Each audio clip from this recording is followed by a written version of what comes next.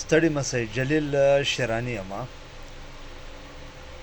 زه نن په داسې موضوع در سره خبرې کوم چې په کمنټس کې به تاسې جواب خامخا راکوئ. 11 کاله یې په مدرسه کښې سړې مړۍ د وظیفو خوړلې وي، سړې تودې ډېر علم یې حاصله کړی وي. بل یونیورسټۍ کالجونه موټیویشنل سپیکر د یو مفتي صاحب او د یو ایجوکیټډ ویل ایجوکیټډ پرسن خبره زه کوم. هغه به یو اصلاحي یو ډېر د کار خبرې ستا د روان مستقبل خبرې به وکړي، خو په هغه باندې به بس 100 لایکه هم نسي را.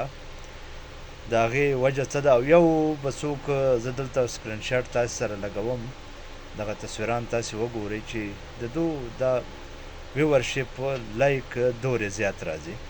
نو د دې څخه موږ ته اندازه لګاږي چې دلته پوه خلک ایجوکیټډ هغه کم دي او دغه ناپوه خلک راکښې زیات دي، یا که د سره د تعلیم هم دغه خلک زیات دي چې کم دغسې قسمه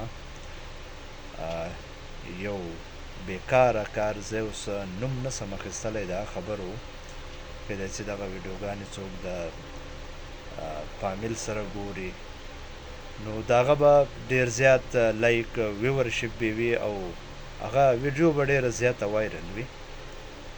نو نه پوهېږو چې دغه خلک دغه ټولنه دا به کم طرف ته ځي او زموږ را روان چې کوم ځوان کل دی دا به څه زده کوي او د دو به مخته لایعمل لیار به یې څه وي. نو اوس د ښو خلکو دغه خو کم دی، د پوه خلکو یعنې دغسې چې کومې ویډیوګانې یا څوک جوړې کړي او یا هغو ته دورې ډېر پاپولر سي.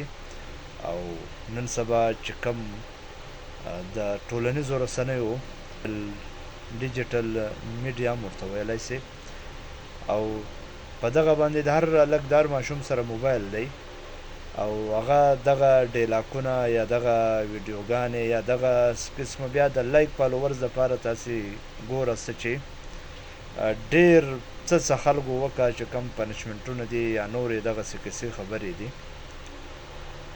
زه په خپله له ځانه موټیویشنل سپیکر نه درته جوړوم، خو دغه د ټولنې چې کم موږ یې ګورو وینو وي نو بیا موږ اکثر راپورته هم سو له بسترې څخه ایموشنلي ډېر تکړه یو، بیا هغه جذباتي کمنټس ورباندې کوو، کم بیا چاته ښکنځا وکړه، کم بده رده وویله، ولې چې هغه بیا هغه ستا کردار ستا هغه خبرې هغه ستا پرزنټ کوي شو کوي د چې ته څوری یا ته کم سوچ فکر لرې یا ته څوری پوهه لرې. خو بهرحال چې کم خپل ماشومان هم دي دغه د ځان سره د ملګرو غوندې جوړ کړئ، له هغو سره کښېنئ، له هغو سره ټیم تېروئ، نو هغه به په دغه طریقه او په دغه خبرو چې کم نقصانات یا د بې حیایۍ دغه را روان دی. او بل پکار دی چې په ګډه خلک دغه خپل ماشومانو مستقبل له مفاداتو څخه راواوړي او د انسانیت او ټولنې لپاره کار وکړي.